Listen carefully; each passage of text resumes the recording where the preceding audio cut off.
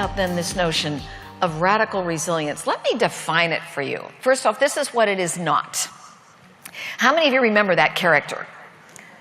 Okay. You got to be able to take a licking and keep on ticking. Well, there was that resiliency. Bozo the Clown. The traditional definition of resiliency is to do what? It is to bounce back. It is to bounce back. And that's exactly what happened with that image, Bozo the Clown. And those of us who remember it, you remember you would hit that thing and it would come back, hit it and you'd come back. Who wants to be hit and come back in the same position to be hit again? I do not think this is very smart. So to me, the definition of resiliency is not about bouncing back. It's this. It is to grow through. What will it take to be resilient if I'm going to be able to grow through? And I'll tell you what I think it's going to take. Energy. At the end of the day, do you have the mental, emotional, physical hardiness that will create the energy that will allow you to grow through both adversity and challenge?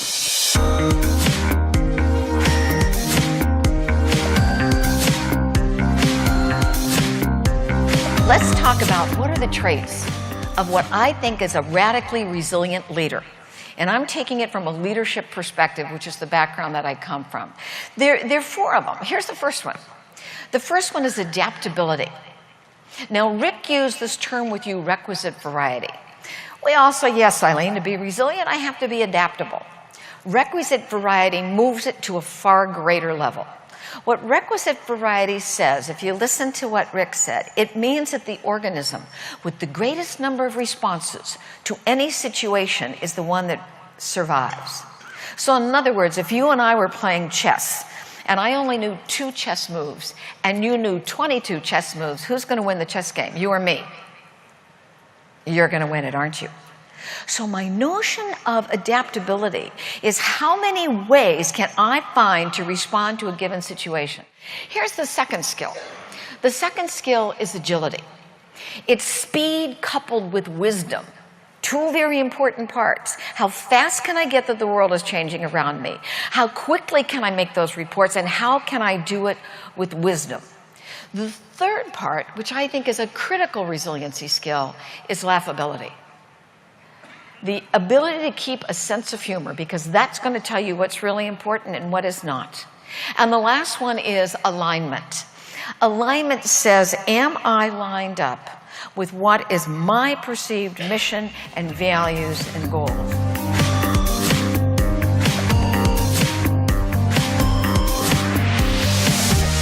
We suffer from something called SAD, Situational Attention Deficit Disorder.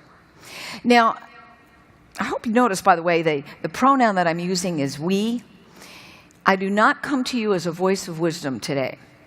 I come to you as a fellow pilgrim on this journey that we call life. And sometimes I think I understand this well, and other times, quite frankly, I stink. And my husband says, Eileen, read your book. So as I'm talking out loud to you, I'm talking out loud to myself. And so when I think of this suffering, this ailment called SAD, I'm going to describe some of the symptoms. And so that I don't feel like I'm alone, if you experience these symptoms, would you please say, oh yeah, can you do it? Oh, yeah. All right, so here's some of the symptoms. You walk into a room, you stand there, and you think, I came in here for a reason. Good. Got. All right, here's another one.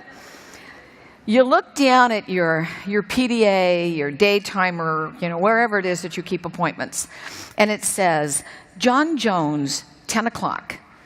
And you're thinking, I have no clue who he is. All right, now here's one of my favorite ones. In your wonderful, proficient, productive best, you make a phone call. And while the phone is ringing, you decide you're also going to answer email. You're ahead of me. You're right. So that by the time the person on the phone says hello, you forgot who you called. Right?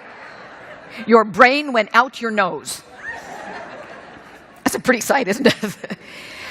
But you know what? This is multitasking at its absolute worst, and we do it all the time.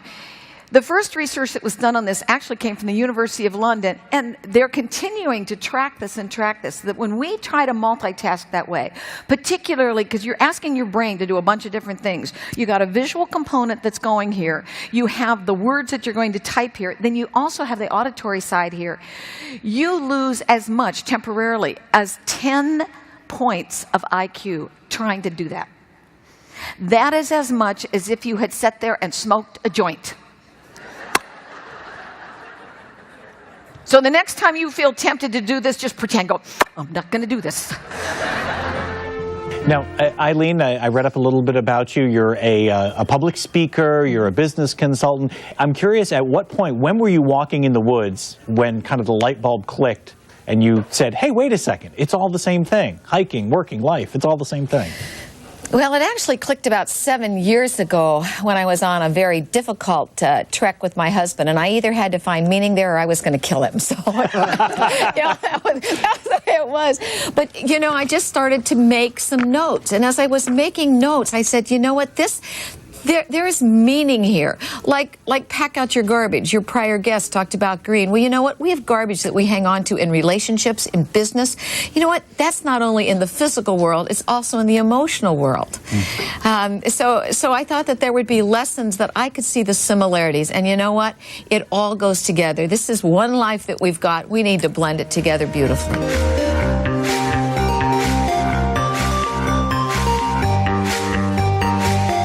This man had written the USDA wanting to know how to get dandelions out of the lawn.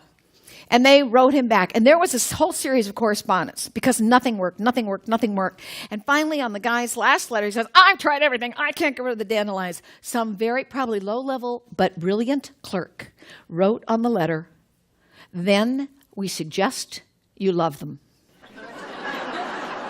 How many of you remember the Apollo 13?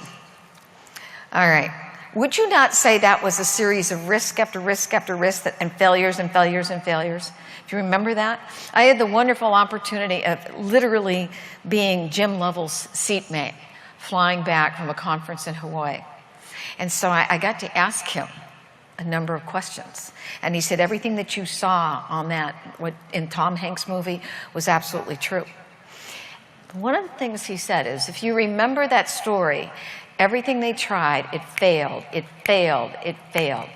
And the engineers come to Gene Kranz, who is head of mission control, and said to him, this is horrible. We are never going to be able to get these men home. And Kranz looked at them and said, and it could be our finest hour. That's a pretty powerful reframing.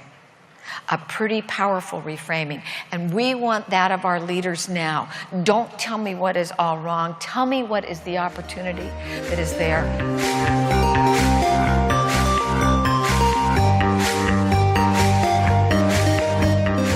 Let's talk about passion for a minute. You've heard this word used a number of times while we're here today. And when we think about passion, what organ of the body do you think of? The heart. Here's the heart. This heart is an amazing pump. There are 60,000 miles of veins, capillaries, and arteries in our heart. 60,000 miles. That is 20 round trips across the United States. And one of the things that we're seeing in the research that we're knowing about the heart is that the heart has an extraordinary energy field. Do you know it is 5,000 times the energy field of the brain? 10 feet away, I can measure the energy of a heart.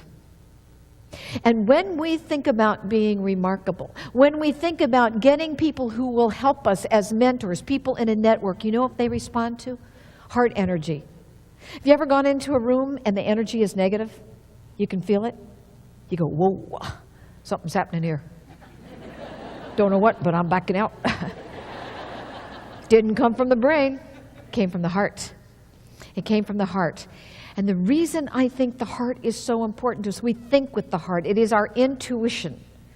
And intuition is becoming more and more valuable in the marketplace. First and foremost, you are a practice community family. How many of you are here for the first time? Wow, would you look at that. Practice community. Do you not know when you bring new people into the fold, they sit there and say, God, they speak a language I'm not sure I understand? Because practice communities have their own language. You know, upline, downline. You know, you have all of these. When in network marketing, you've got a whole different language that you learn. And of course, as an Arbonne family, you have a whole different line of products. I mean, it is probably only few of the chosen who actually know that RE9 is not part of the tax code.